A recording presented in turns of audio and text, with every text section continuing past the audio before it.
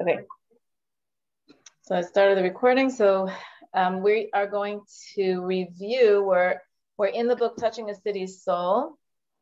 And we just finished the mimer of the third mimer that the previous Rebbe said while he was in Chicago in the visit in 1942.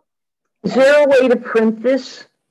Well, I could email it out after class, I think. Yes. It would be fabulous. Yeah. That would be great. Okay. So this is class 35 in Touching a City's Soul, and it's the third mimer in the book from the previous Rebbe's visit to Chicago in 1942. It's actually going to be 80 years this Yud Shvat since the previous Rebbe came to Chicago, and I'm trying to coordinate our siyum with the book for Yud Shvat. So I hope that we'll be able to make a siyum on this book of the previous Rebbe's visit to Chicago on the 80th, around the 80th anniversary. It's going to be around the time of the luncheon. So this is a review of that mimer. And then warning, we asked everybody to prepare something like their favorite thought or something that they learned or they heard in the mimer or something how it affected you. So that will be the last half of the class. So you can start thinking now if you haven't been able to think until now. Okay, so here we go. So this is the third mimer in Shabbos B'Shalach at the Shabbos Meal 5702 in Chicago from Touching a City's Soul. These are the pages.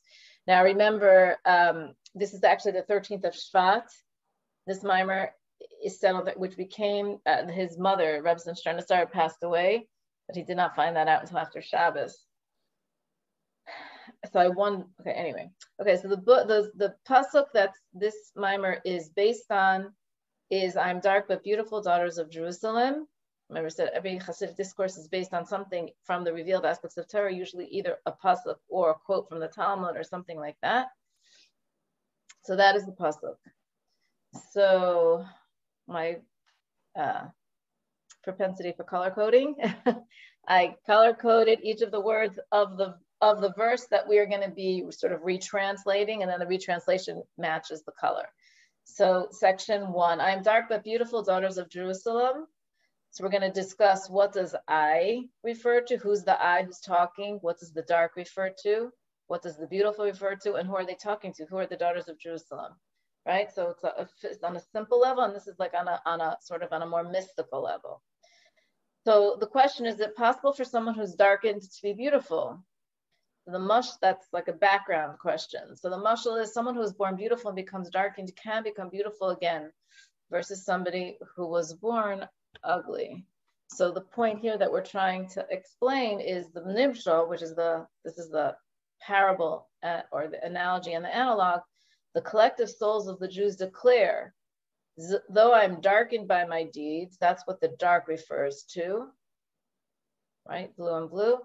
I am beautiful by virtue of the deeds of my ancestors. That's what the beautiful refers to. So I might be darkened by my own deeds, but I'm beautiful by virtue of the deeds of my ancestors. Now we have to understand, what do my deeds and the deeds of my ancestors refer to? So the explanation, all Yidden, all Jews have their own deeds and the deeds of their ancestors. My own deeds, what does it mean? Well, obviously, we're not just talking about physically my own, and that's it, my own deeds on a simple level, right? This is a Hasidic discourse. We have to peel away a little bit of the layers, even for simple words that we think we understand. So my own deeds refers to the person's service of Hashem from their revealed soul powers. That's my own deeds. So my revealed soul powers, which we discussed, right? Those are the 10, what they're called the 10 soul powers, the intellect and emotions of the soul. Those are my revealed soul powers. And when my service of Hashem with my revealed soul powers, and the deeds of my ancestors, those are the service of Hashem from concealed soul powers. And what are the concealed soul powers? That is faith and self-sacrifice, emunah and mesiras nefesh. So what does it mean? It means, if we're going to explain this, I'm darkened by the deeds I perform with my revealed faculties and the observance of Torah mitzvos, but I'm beautiful by virtue of the expression of powers of simple faith and self-sacrifice that I inherited from the forefathers. So why are these called the deeds of my ancestors, the concealed soul powers? Why are those called the deeds of my ancestors? Because those are powers, faith and self-sacrifice, are soul powers that we inherit from our forefathers, from Abraham specifically, but Abraham, Yitzchak, and Yaakov, Sarah, Rivka, Rachel, and Leah. So those are called the deeds of my forefathers because I do them with the attributes of my soul that I've inherited from my forefathers. So they, I guess in a certain way, can be attributed to our forefathers because with the powers that we've inherited from them, we're able to do them. So we're retranslating that verse by saying, I might be darkened by the deeds I perform like of my own, with my own efforts, because maybe they're not perfect or maybe I make mistakes and I'm not doing so well. But the service of my concealed soul powers, which I inherited from my forefathers, which are therefore called the deeds of my forefathers, I'm sort of riding on their shoulders. With my faith and self-sacrifice, I become beautiful by virtue of those. A deeper explanation, we're going to take it like one notch deeper, or explain the other half of the puzzle we didn't get to yet. The one who I am darkened, right? Up here, I am dark but beautiful. So who's the I? The I who's darkened are the souls that descend into the lower world. And the daughters of Jerusalem, who they are speaking to, right? That's who they're speaking to, are the souls that remain above in Gan Eden and the celestial realms. So what does this conversation look like? I.e., the souls that are in a body declare to the souls that are above still in heaven that even though they are darkened due to being clothed in a body and the darkness of the animal soul, and I'm going to skip the parentheses for a minute to finish the sentence. Nevertheless, when a person toils in Torah mitzvos, both through self-control and transforming the physical, they become beautiful. And even higher than the souls who remained above, the daughters of Jerusalem. I'm just going to read the first half of the second half of the sentence again, and then we'll go to the sort of, there's like a little bit of almost like a digression in the mimer. I put in parentheses. The mimer doesn't put in parentheses, but I put in parentheses. But I just want you to get the main point, or like the flow. The souls that are in a body declare to the souls above, I am darkened but beautiful, daughters of Jerusalem. That's the souls that are in a body declare to the souls above that even though they're darkened because we are down here in a physical body, and with my revealed soul powers, I'm not doing so great all the time because of the darkness of the animal soul in the body. Nevertheless, I'm beautiful, daughters of Jerusalem, because when a person toils in Torah mitzvos, both through the self-control, where they control themselves from doing things they shouldn't be doing, and transforming the physical, right? These is kafi and is hapcha, they become beautiful. The souls down here say to the souls that are up there still, I may not be perfect, I might become darkened, but I'm still beautiful because I'm working with the physical and I'm transforming it, and I'm working with my animal soul that's making me darkened, but I am controlling it, even if it's not perfectly done. So that is even higher than the souls who remained above, the daughters of Jerusalem, who are just sort of basking in the glory of Hashem above. So why is the animal soul called darkening the godly soul? Why do we say, going back into this parentheses, that even though they're darkened due to being clothed in a body and the darkness of the animal soul, why are we saying that there's a darkness in the animal soul? Like, what is that all about? The animal soul is dark due to its being like an animal. What does it mean? It has an animalistic nature, which is just sort of self-serving. It's not evil, but it's self-serving. An animal can see and hear, but doesn't really understand what it sees and hears on a deeper level. So too, we might see and hear things we don't get it necessarily, right? Like our animal soul doesn't always learn the lessons it's supposed to learn from the divine providence, things that happen to us that God's trying to teach us something. Sometimes we just go through our life without learning those lessons. It's only motivated by its physical needs. That the animal's only motivated by its physical needs. So too, our animal soul's motivated by its own like needs. And an animal doesn't see heaven. It walks on all fours. It only sees the ground, and it doesn't even know heaven exists. And the animal soul too sort of sees its own self, and it's hard pressed. It needs a little bit of training to be able to see something beyond its own nose, so to speak. So the animal soul is called an animal soul because it shares these qualities with physical animals, right? Physical animals are lower level in creation than the animal soul, but they share these qualities. So too, the animal soul is drawn to the physical. It uses its mental abilities to accumulate wealth and the like, and at times to even do so in dishonest ways. Therefore, it darkens the soul. So that's why the souls that are in, the godly souls that are in animal souls and in bodies are speaking to the souls that are still in heaven and describing themselves as having been darkened by the process of coming into this world. This is the first section of the Maimer. Are there any questions until here?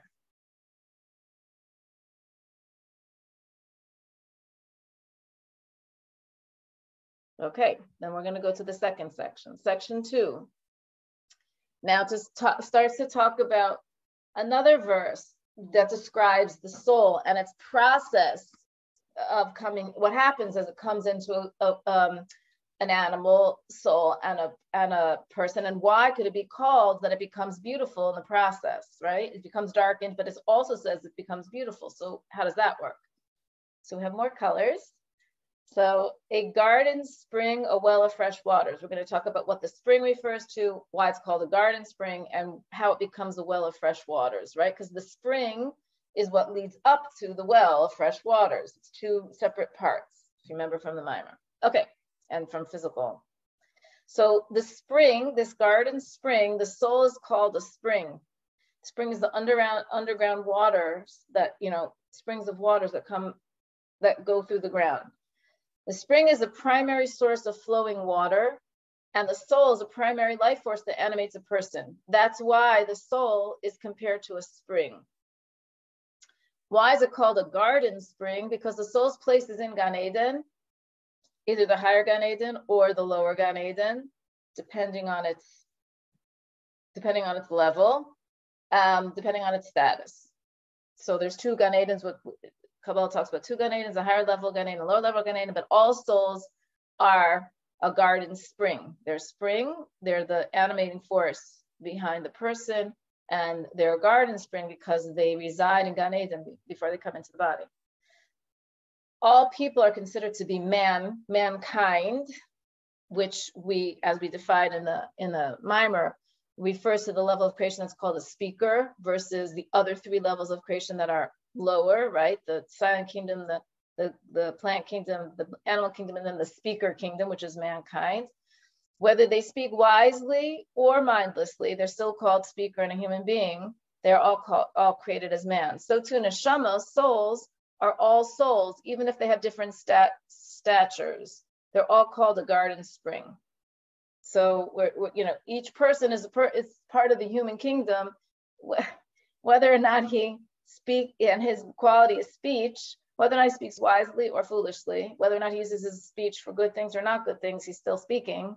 So two souls have different levels as well, but they're all souls, and therefore they're all called garden springs, whether they reside in the higher Gan Eden or the lower Gan Eden. Okay. So now, how do they get to be from a garden spring to a well of fresh waters? Because we can't drink from a garden spring, but we can drink from a well of fresh waters, right? That's then the water comes to the surface that we can use it. A well of fresh waters means that through the soul's descent into the body and the nefesh habahamas, the animating soul, it becomes refined and purified. So it becomes a well of fresh water. Meaning, the garden spring, the spring of water travels through underground channels, as he's going to say, and then when it comes into a well, we can drink it. So too, the soul, as it descends into the body in the nefesh habahamis, it becomes refined and purified, and so it becomes a well of fresh water. So a garden spring refers to the soul, that it's a spring, a garden spring, while it's in Gan Eden, and then it becomes a well of fresh waters when it's put into the body, into the nefesh habahamis and body. How does this work? Just as springs of salty water travel through underground channels, they become purified into wells of fresh water that restore the soul. I'm going to again read the end of that sentence. So too, a person's faculties can be restored with fresh water. So on the physical level, this is talking about the physical explanation of those well of fresh waters. How does a well of fresh waters become a well of fresh waters? First, you have salty water traveling through underground channels. It's not drinkable, and it's mud and dirt that it's traveling through, and it's not drinkable. But how do they become into a well of fresh water? They become purified into wells of fresh water that restore the soul, that a person can drink by going through these underground channels. So too, a person's faculties can be restored with this fresh water that became purified through going through this underground channel.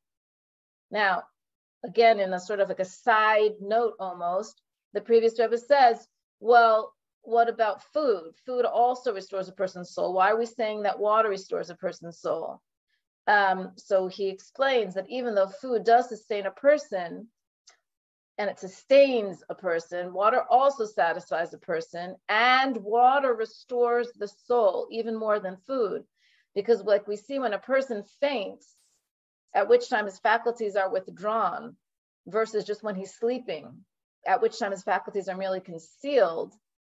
Also, when he's in a faint, he doesn't remember dreaming, whereas if he slept, he could remember dreaming.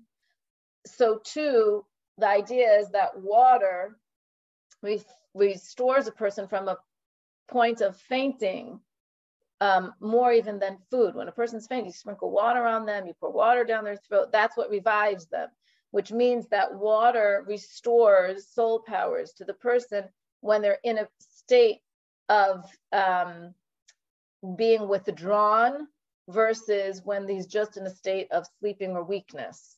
So in a certain sense, water has a more powerful effect on us than food, which I think also they talk about how a person can, survive without food for much longer than they could survive without water.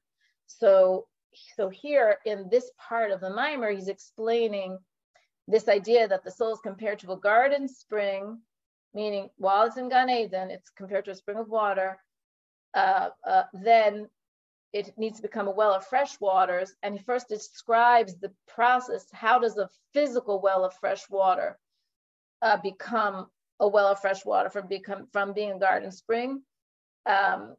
It goes through underground channels. And so too, the soul, as it goes into the body and the nefesh of Hamas, it becomes refined and purified. So it also becomes a well of fresh water. And this fresh water is what restores the soul. That's why we say that it restores the soul, restores the body. It gives the body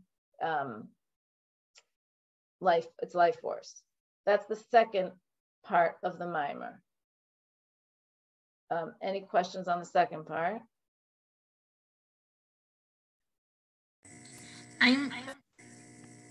I'm not following what the deeper meaning is for the water. When you talk about the water going through the ground and it goes from salt water to pure water, I don't get the deeper meaning of that. We didn't read it yet. That's the next section. Oh, sorry. Okay. That's okay. See if you still have the question after we do the last section, okay? Chaya, okay. Yeah. Can I ask a question? I know I haven't been in this class, but I've read this mimer. Like I have this book, so the safer. So are you saying that just by going into the body, the neshama, it makes the body a well of fresh water? Or is it because when it's in the body, it's going to do all the mitzvahs and everything and then turn that particular neshama into the fresh water? Again, let's do the last section and then see if you still have a question, okay? That's what the last section is going to talk about. What? One more thing to go with that. If a person doesn't refine it, is that why people are reincarnated, they say, and come back, the souls in other bodies, to finish that process? It certainly can be part of it, yeah. Okay, all right, thank you. Sure. Okay. So now section 3, a garden spring, a well of fresh waters, a deeper level or more like the soul, sort of like the soul half in a certain way. So the soul is called a spring. He now spells out this analogy a little, this analog even more. The soul is called a spring because it descends from its place in Gan Eden, just as water of the ocean seeps through the underground channels, and then it becomes pure through going through the dirt and the mud of the underground channels. So too, the soul comes into the body made of dust and earth and becomes fresh water. When it talks about how, man's creation is from the dust of the earth. The body is made from the dust of the earth. And the soul is put into the body, which is made of the dust of the earth, right? Man was created differently than the rest of creation, which the body and soul of the other creations are comparable to each other. When God created everything else, he said, let there be this, let there be that, let there be this, let there be that, right? And the body and soul happened at the same time. But with mankind, that's not what happened. When man was created, Hashem said, let us form the body, and then he blew the soul into the body. It was two separate stages. So that means they're two separate entities. The body and the soul are two separate entities. And his body is on a lower level than the other creations because it was formed from the dust of the earth, where the other levels of creations were formed from God's words. Let there be this, let there be that. But mankind's body, right? Human beings were created from the dust of the earth. Their bodies were created from the dust of the earth. And the soul is even higher than the angels, which we would say, oh, these are the highest levels of creation, right? They're spiritual beings, angels, but the soul is much higher than an angel. The angels are still part of creation. The neshama is part of God. So we have these two extreme differences, and man's body and soul are very far apart from each other. We have the lowest level of physicality and the highest level coming together only because God blew our soul into us. I mean, we couldn't make that connection. God made that connection. That's how he wanted it, right? We talked about how in a certain way that tells a person that depending on their deeds, they're either higher than the angels or lower than the animals, right? We have free choice, and we can choose how we're going to, if we're gonna focus on the body or we're gonna focus on the soul. So what happens, the same way that this salty water goes through these underground channels and becomes purified through going through the dirt, and then it comes out into this well of fresh water, so too, the soul is put into the body, which is like the dirt, right? And through its process of life, it also becomes purified. So through the soul being enclosed in a body and occupying itself with Torah, mitzvahs, and davening, purifying the physical, it becomes like fresh waters. And in the heavenly Gan Eden, before it comes into the world, it's still like salty waters. It's not yet fresh waters. It's still like salty waters. And it hasn't yet become drinkable, so to speak. Now, that's a fascinating thing. And the Rebbe talks in the Maimer about true, again, it's like a little bit of a side note, but true, salt represents a very high level. That's why it's used for all of Karbanos, and every offering that we bring, we have to bring salt, and it has the power to preserve things. In other words, it's higher than other things. That's why it can preserve them. Nevertheless, salty water is water that's unfit to drink unless it goes through underground channels and gets purified. So too with the neshama. In other words, the restoration, so to speak, of the person, of the person's power, soul powers, can only happen with fresh water, not with salty water, even though salt has all these qualities. So the soul being enclosed in the body and occupying itself with the physical world, with Torah, mitzvahs, davening, purifying the physical, that's the cleansing process that takes the soul from being compared to salty water in Gan Eden to fresh well of water that restores the soul. The soul itself benefits from coming down here. This is what the pasuk means as well, and right, there's a new pasuk, and I didn't color code this one, but that I regard the Torah of your mouth as superior than thousands of gold and silver. It doesn't say what thousands of gold and silver. So what does this refer to? Gold refers to, in other words, why is it, Now, this whole idea that we need to be down here in the physical world doing Torah mitzvahs in the physical world, that's what makes the soul into a fresh well of water. Why? Because of this pasuk. I regard the Torah of your mouth as superior than thousands of gold and silver. Gold refers to the awe of God. Like we said, right, the red color of gold is like the side of Gvura. The silver refers to the love of God because of the word kesef in Hebrew means to yearn for. Like love is like you're yearning, love sick for Hashem. And the thousands represents the love and awe of God that the soul is accustomed to in heaven. That thousands is the same root as accustomed to. So the Torah of your mouth is superior. The Torah of your mouth means the Torah studied by the person in this physical world. So the Torah of your mouth, the Torah that's studied, we're going to retranslate this pasuk now. The Torah studied by the person in this physical world, the Torah, I regard the Torah of your mouth, is superior than the love and awe of God that the soul is accustomed to in heavens, which is why the soul was called salty in the heavens and fresh after it's gone through the process of learning Torah with the physical mouth, the physical nefesh habahamis in this physical world. This means the words of Torah that the soul studies with his physical mouth in this world is superior to the love and awe felt to Hashem while above, because it becomes, or this is why it becomes, fresh spring water here below. That's what happens to it in the process of being put into a physical nefesh habahamis and a physical body and going through all that dirt and doing Torah mitzvahs, even though it's going through the mud. Where do we feel like we're stuck in the mud sometimes? Like we're stuck in the mud, but like we're going through it and we are learning Torah and doing mitzvahs. That transforms our soul from being salty, which is a high level, preserves, it has to be on carbons, everything else, but it doesn't restore the soul. You can't drink it. It doesn't restore the person, right? You can't drink it. So it is a high level.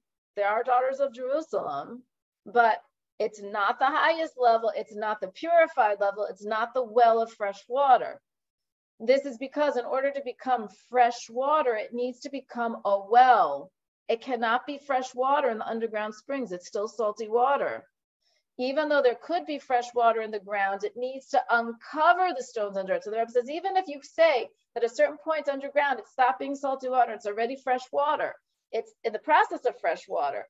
Right underneath the well, that spring at that point is the same water you're getting in the well. So it's already become purified, right? But it has to become a well. It can't be a wellspring. It has to be a well. That's the next and final step. It has to become a well. In order to become a well, you need to uncover the stones and dirt in the way of reaching the water. This is a whole new idea that the Rebbe brings at the end of the Maimer, right? This is like the third step.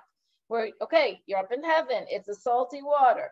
Come down into the world, in the nefesh habahamis in the body, it's those rivulets going through the ground, taking out the salt, taking out the salt, taking out the salt. Great. At the end of that, fresh water, but you can't drink it. How do you access it? It's underground. It has to become a well. How do you make a well? You got to dig in the ground. You got to dig the dirt. You got to remove the stones and the dirt. That's the only way you can access this well.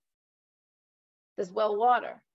So you need to uncover the stones and dirt in the way of reaching the water. What does that mean in our spiritual service? It means removing the stones and the dirt. It means remove materialism and coarseness. That's what it means.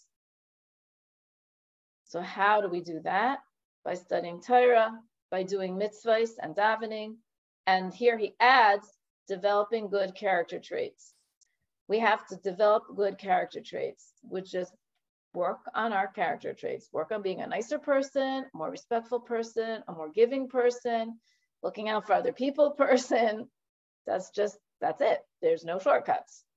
Do Torah, mitzvahs, daven, and we'll work on your character traits. Become a nicer person or behave more nicely, even if you don't feel that way, right? Just work on your character traits. Those are all the revealed soul powers. That's the I am darkened. The I is my revealed soul powers. These are the things that I can work on directly. And then what's the inherited soul powers? Those concealed soul powers is my self-sacrifice. I have to work on my self-sacrifice as well. What is self-sacrifice? Means that I keep Torah mitzvahs without a cheshbon of the physical world. Like I'm tired. but could I help this person? If I could, then I do, even if I'm tired, right? If I can't, I can't. But if I can, and I push myself a little bit, I could do it. That's called self-sacrifice, right? So I'm doing all these things, studying Torah, doing mitzvahs, davening, developing new characteristics. That's my revealed soul powers. My self-sacrifice is my inherited soul powers. And so therefore we go back to that original verse. I am darkened but beautiful, daughters of Jerusalem. I am the soul that is down here in the physical world, in my physical body, that can be darkened by the fact that it's in a physical body, which is made from the dust of the earth, and all the things that I have to deal with. The animal soul just wants materialism, physicality. It's pulling me down, it's pulling me down, it's pulling me down. I'm darkened by all of that. However, I'm going to view it as my soul's going through these underground channels of dirt, and it's taking out the saltiness, and it's becoming more and more purified. And eventually I'm going to get to the end of that purification process of those underground channels. And I'm going to be purified water, but now I still have work to do. I still have to remove the stones and dirt that's in the way of my coming up as a spring. And that means that I'm going to have to remove my coarseness, remove my materialism. I'm going to have to, again, work with Torah, mitzvah, davening, and good character traits. That's the thing he adds when he talks about removing the stones and the dirt, right? Everything else he mentioned already. And daughters of Jerusalem, those souls that are up in heaven, let me tell you, now a purified spring of well of water. And even though you are basking in this awe and love of Hashem in the heavenly realms, that's not where it's at. Like, you're still salty water. So I am dark in terms of my actions I perform with my revealed faculties. I am nevertheless beautiful by virtue of the deeds of Mesiras Nefesh, when I have self-sacrifice that each Jew inherits from his ancestors. And that's the conclusion of the mimer. Okay, now those questions that came in, were those questions answered? I think they were answered. But are there other questions?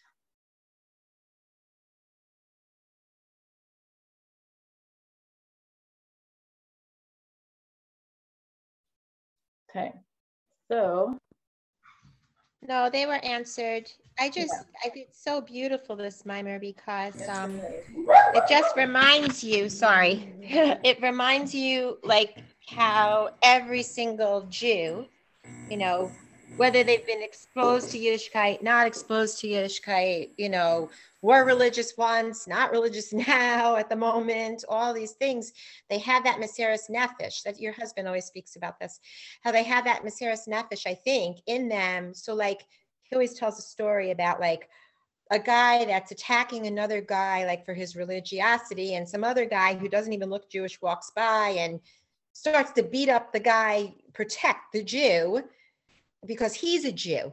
He doesn't observe anything. He's just a Jew. He wants to help the other Jew because he's going to fight for Judaism. And then the religious guy says, "Do you want to put on tefillin?" And he's like, "No, I want to put on tefillin.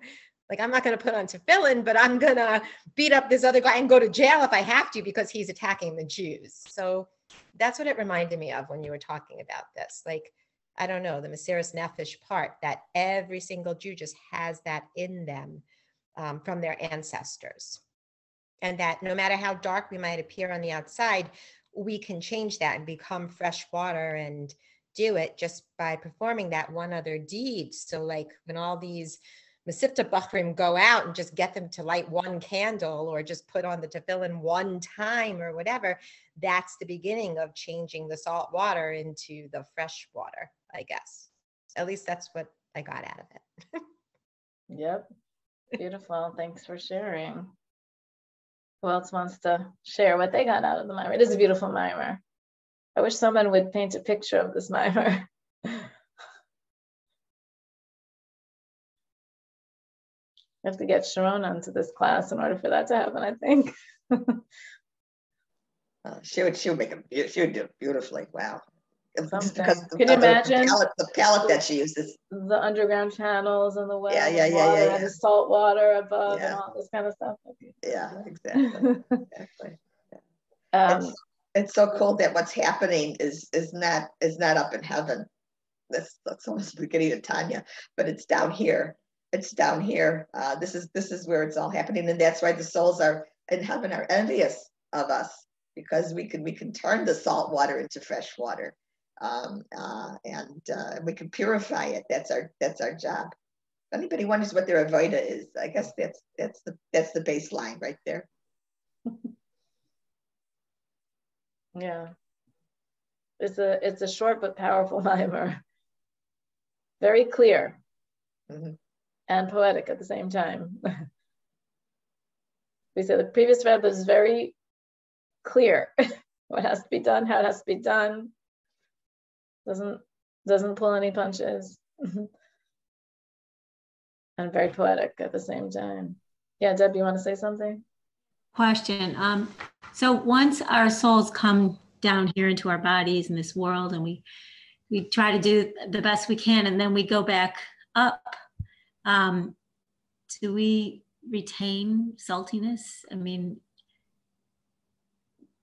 what's the... Probably various degrees depending on what we've done down here, right? Like Simcha was saying before, sometimes we have to come back down again. But the souls go to a different place when they go back after their life than they were in before they came into the world at all. Oh, okay.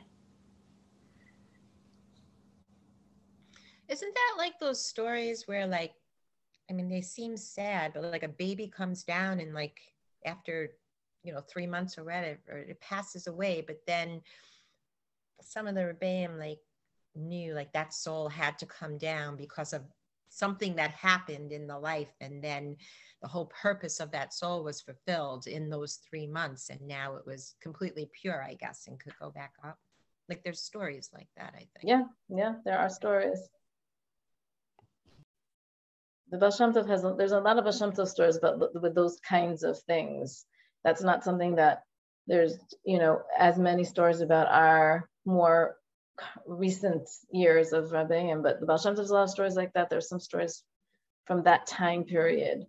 But it's always the case that there's something that a soul is here to accomplish. We just don't always know it. But a tzaddik can sometimes see it much more clearly and then can direct, a person to go to a certain spot or not, or explain why this happened or why that happened. But yes, there's always a reason. I mean, the simple thing about the whole mimer is that, like what you said, just be nicer, right? Like you just have to refine your character traits and try to be like kinder and nicer to like we're always talking about doing mitzvahs and always talking about, learning Torah and stuff, but being kind is all part of that. It's not talked about as much. I don't know. I just really liked that. I was on the phone this morning trying to schedule doctor's appointments because I'm off for 2 weeks, and the person on the phone was frustrating me so, and I had to take a step back and just be, you don't know who that person is, but just be, nice to that person. I don't know. Right, right. Kindness, or there's lots of different ways that we can refine our character traits.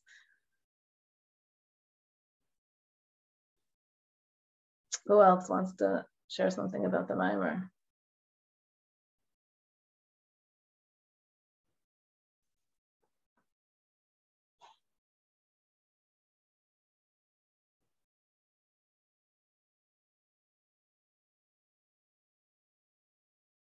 Come on, Malka. What? I did.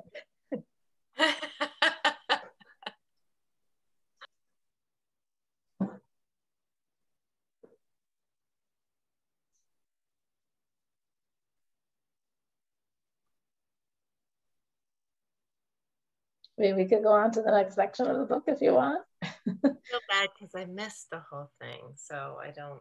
Just getting the outline, I really appreciate it. Then I can go back and read it with the outline. It's kind of like cheating, but it's good cheating. Okay. I just wanted to say, I find it very beautiful how it's such a a hard time in our history, the Frierdiker Rebbe instills a lot of hope in people.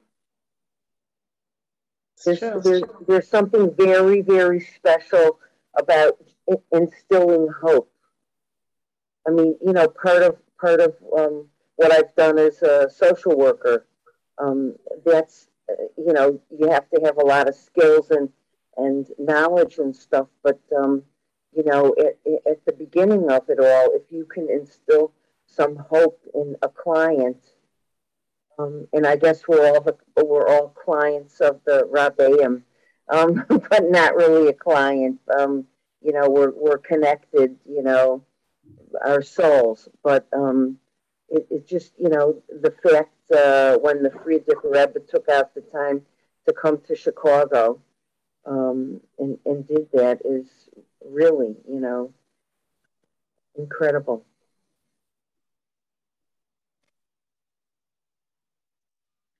Yeah. Also, what I was thinking about is trying to what's the word? Trying to see the mimer as a whole. The first section doesn't seem to fit with the next two sections, but it's the ancestors. I think it's the fact that it's very difficult to refine our souls. It's very difficult to get rid of all the salt, and I think that to rely on, I think it gives us a lot of chayas to know that we're not by ourselves. We are not alone. We're not alone from this community, and we're not alone from a community that happened thousands of years ago. We're all together. We're all together in this. It feels like like a gigantic hug, I think is what it is from everybody, to give us the highest to get rid of the salt. And to refine our characters and to not yell at people that are rude to us, right, Simcha? It's very good to hear your voice again. Thanks, I miss everybody so much. I just want to say something to what was said before about whether it's doing, like, just being kind to other people, or I guess doing a mitzvah. I understood it as it's all mitzvahs, but it's just sometimes it's fine, Gina, don't worry. Don't worry, it's fine. Sometimes it's just between people, and sometimes it's between a person and God.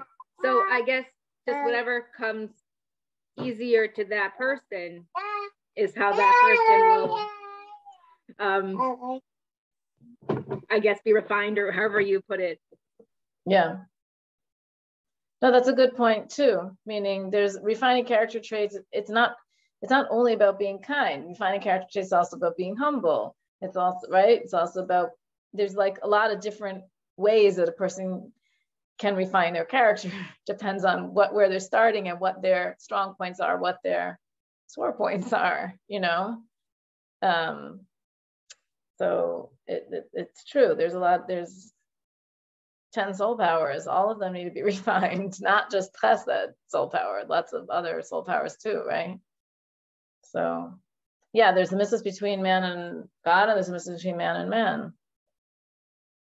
Ideally, even when we're doing a mitzvah between man and God, it's being done in a refined way. Those mitzvahs can be done in a haughty way or in a humble way also.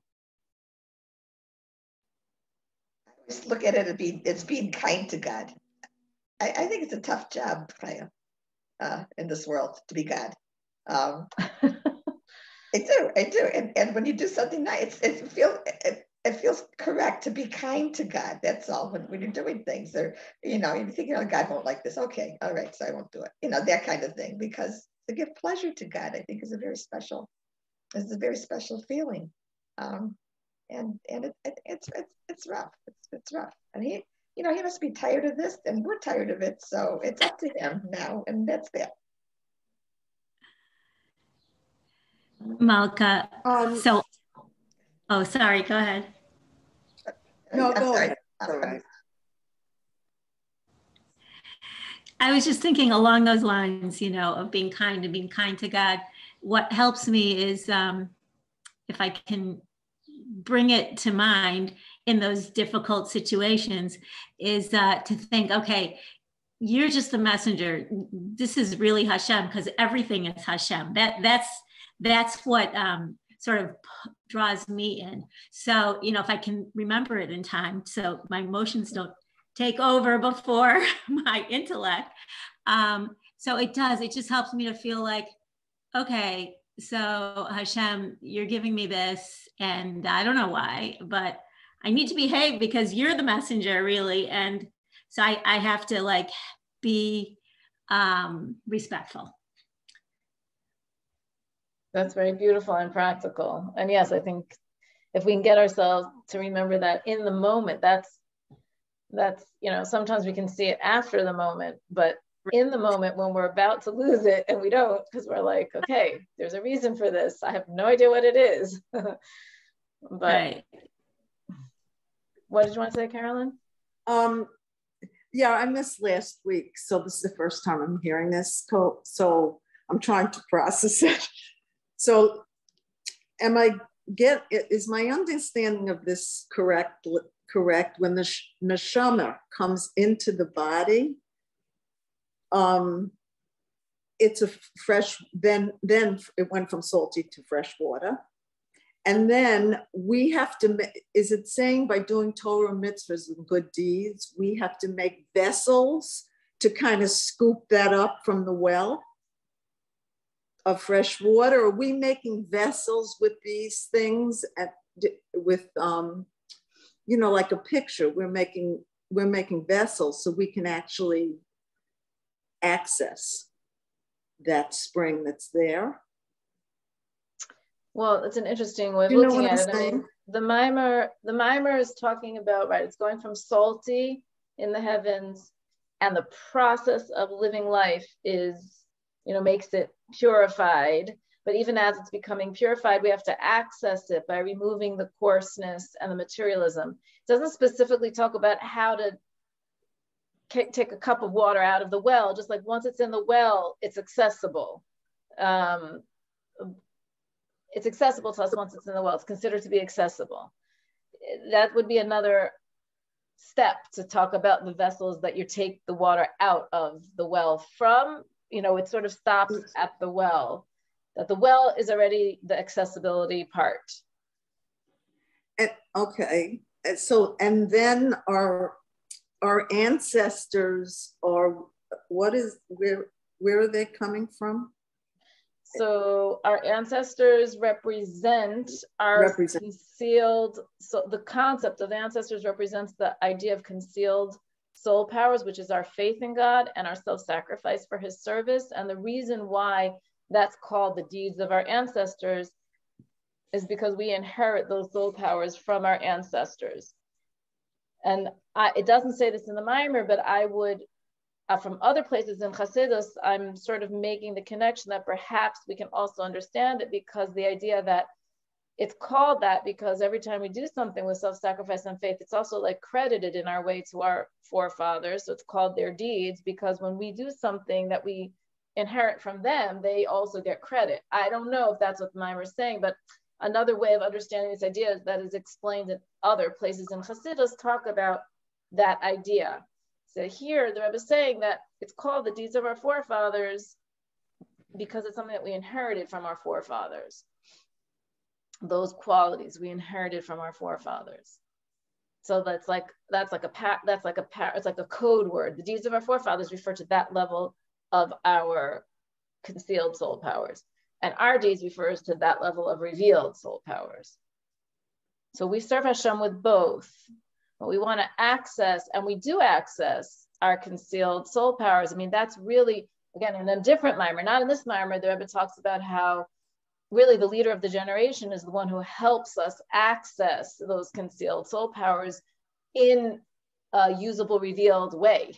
You know, like sometimes we have a hard time jumpstarting them ourselves, but like that's one of the jobs, so to speak, of the leader of the generation, which is why as we learn more Chassidus from the leaders of the generations of Chabad leaders, I think we become more able to access those soul powers of faith and self-sacrifice. That's a different I'm just connecting these ideas from other maamarim to help flesh out the answer to your question.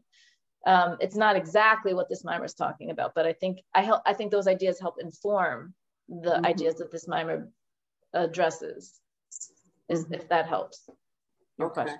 Yeah. Thank you so much. Sure. I mean, the whole point is we want to try to like get our arms around it a little bit. You know, we want to. I have a question. Yeah. So the process of, I was picturing moving stones out of the way and like digging a well, because it's to get access to the well. Like you have to physically move stones and dig wells. We just went through this in the Torah when Yaakov was redigging wells, wasn't he? Yitzchak, yeah. Oh, Yitzchak, okay. So are those rocks considered like when we move away our Yetzer Hara to get like, could that be viewed as one of the giant boulders we have to move in order to get to the well? Well, what he says in the Mimer is materialism and coarseness. So that can come from the Yetzer Hara, from the animal soul. That's why the animal soul is compared to the dirt and the rock, you know, the dirt that we have to go through. So in a certain sense, it could be, but it feels like it's almost the outcome of the dirt. You know, like the rocks and the boulders are a little bit like the outcome of the dirt. You know, it's like you have the Yetzer Hara and what, not him himself, but like what is he like? So therefore what? Because the Yetzer Hara, what? That the what is what we're trying to move out of the way. You know what I mean? Like we're trying to move the result of the Yetzer Hara out of the way almost. Right. It depends how, mine's been so loud lately that it almost feels like continuous. So now I just want to get it out of the way. Right. So you got to say, you know, I'm a little busy now, you know, check in about a month. Maybe I'll have more time, like go somewhere else. Yeah, exactly. I'm busy.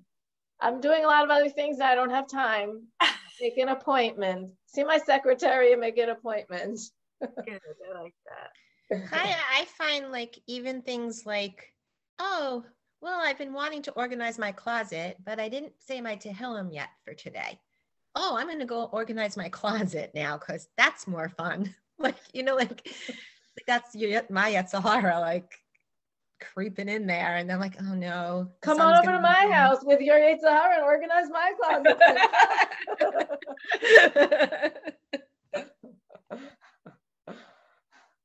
Right. We never know, you know, that's the thing. Sometimes it's hard to know what's a Yetzer Hara and what isn't, you know, like that's what talks about in Hayom Yom, that there could be a Hasidic Yetzer Hara, you know, it's sometimes something that's very holy sounding could actually be not the right, that's what makes it complicated, could be the not right thing to do at that time or in that circumstance. Right? That's what's hard to know sometimes, because anything that basically takes us away from the service of Hashem, even if it appears to be holy, it could be the wrong thing at that time, which is how it gets complicated.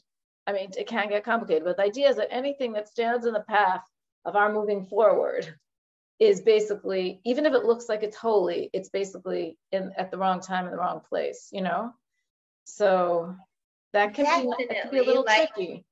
It's really tricky. It's like, I don't know, I have a block on davening. I do it, but it's like, it takes everything to get me to stand. I have it all set up. All I have to do is stand there. Like it's all just there. But it's like, oh, well, I promise I'll cook this chicken for somebody else. So I'm going to go do that now. Right. And then I'm checking my app. When's the possible last time I can daven mincha? Like, then I'm rushing through mincha because I'm like, is the sun going down? Like, right? So that's like the Hasidic Yetzer Hara. Like I'm cooking chicken for somebody else who needs it for their meal. However, that could be done at any time. You know, like not at that moment when I don't really want to stand there for some reason with the block to daven. So, yeah, you're so right. Yeah, it could happen. It could happen that way. Right. Rebbe Epstein said, I'm sorry. Go ahead. Rebbe Epstein says that if you ever forget, you've forgotten to do something, just start davening, and you'll be reminded. So practical. Yeah, right? You have to have a little pen and paper next to you while you're davening that you can write down all those things and then put them away. You know, it's like, oh, okay, now I can go back to thinking about my davening. I'm not going to think about the chicken I have to cook anymore. But what you were saying was that sometimes a person should, for example, organize the closet and not say the Tehillim, just because it's not always about all the spiritual stuff. Like sometimes you just have to do the physical things. Just it could be. It absolutely could be. In other words, that's why it's very nuanced, right? Sometimes, let's say, maybe a person who tends to be offloading in the stratosphere all the time and not taking care of their family's needs, let's say, right? So that's not holy, right? I mean, there's certainly holy energy there, but that's not the right priority at that time. You know, if you have a baby that has a dirty diaper and they're going to get a rash the mother's in the middle, that's why time-bound commandments are not the same for women and for men, right? Because taking care of the family is a spiritual service. It's a godly service, right? So sometimes, right, it could be something that has to be taken care of in the home is part of service of Hashem and might take priority over something else, that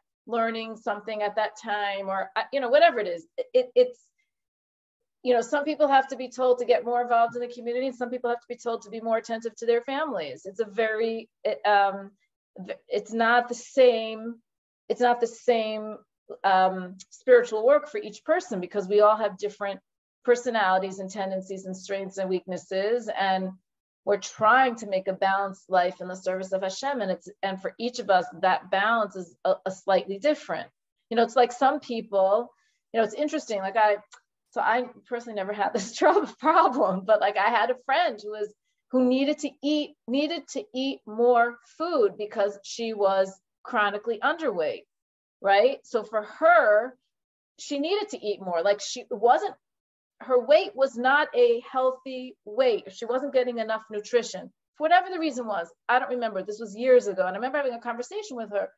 She says, people come up to her all the time and say silly things about her weight. She's like, would you come up to somebody who was like obese and say something? You wouldn't. It's the same, like she struggled in a way that I think most people do. It's like a more unusual struggle, but it was still a struggle.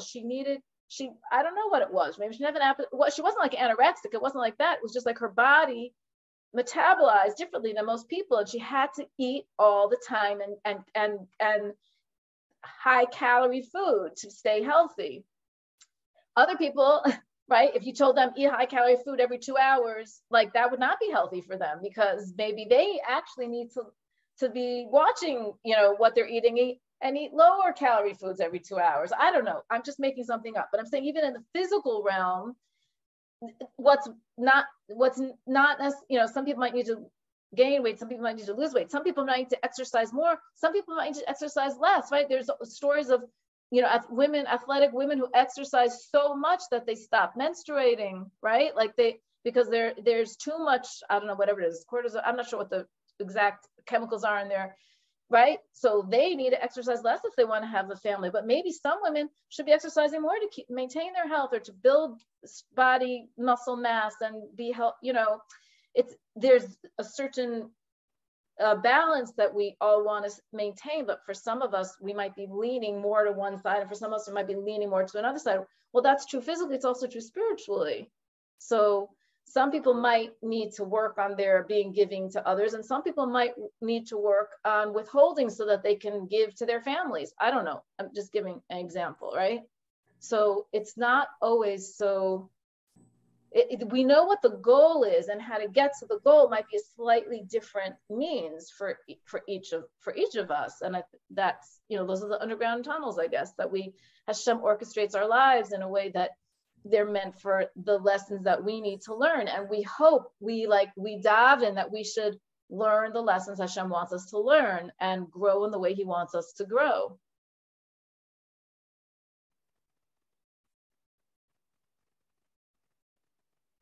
Anyway, as women, we're given a lot of leeway in terms of using our judgment, which is hard. you know, once we have to put our own judgment on these decisions because they're not time bound, et cetera, that's a big responsibility. It's a gift, but it's also a responsibility. I mean, yes, and that's also the idea of having a mashpia, and it's also the idea of having a rav, and it's also the idea of learning what the obligations of the women are. It's not that they have no obligations, it's just that it's less time bound and it's less intense, right? Women still have to daven every day, but it doesn't have to be by a certain time, doesn't have to be the full amount. I mean, there's, right? So it's not, yes, and there's also still guidelines, and it's not an untrodden path. It's just a slightly different path. You know, maybe it's a shortcut. If it's not that it's a shortcut in the sense that we don't get that relationship, our relationship is built in a different way, right? When we're involved in our families, we're also serving Hashem. We're also connecting Hashem. Woman, let's say with the davening, right? She davens all day long.